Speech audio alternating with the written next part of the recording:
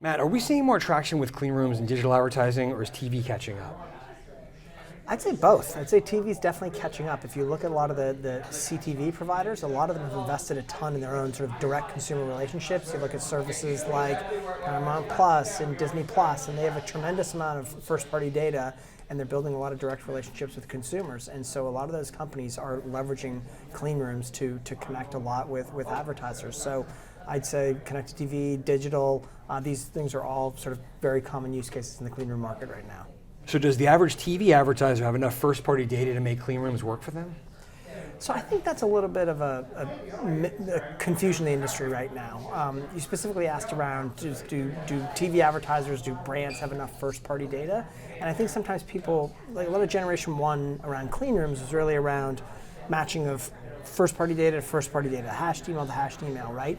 And the reality is there's a lot more applicability that go beyond just if you have first-party data or not. For example, a lot of our most sophisticated clients are CPG clients, and a lot of them don't have a lot of first-party data. And what clean rooms actually enable them to do is actually get much more transparent signal into transaction data, into media data.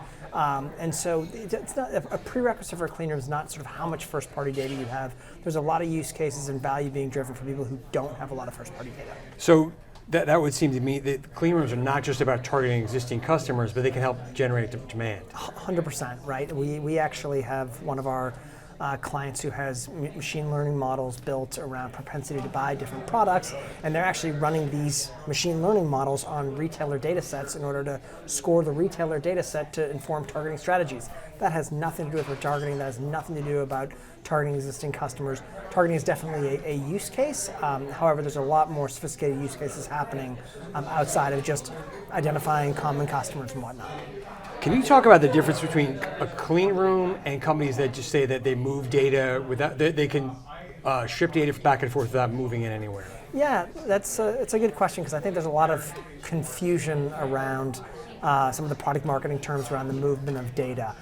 The big trend in the clean room market right now is really the cloud wars, right? You have AWS that launched clean rooms, Snowflake has clean rooms, Databricks has a clean room, the other clouds are talking about clean rooms as well, and really the whole trend is bringing, and this is one of Habu's founding principles, is bringing sort of the intelligence and collaboration technology to the actual source of the data at the cloud level, right? And so I think there's a lot of marketing around not moving the data, using differential privacy techniques to make copies of the data, but I think sort of true modern day clean rooms are actually built on top of these native cloud data warehouses and working with the data where it actually resides.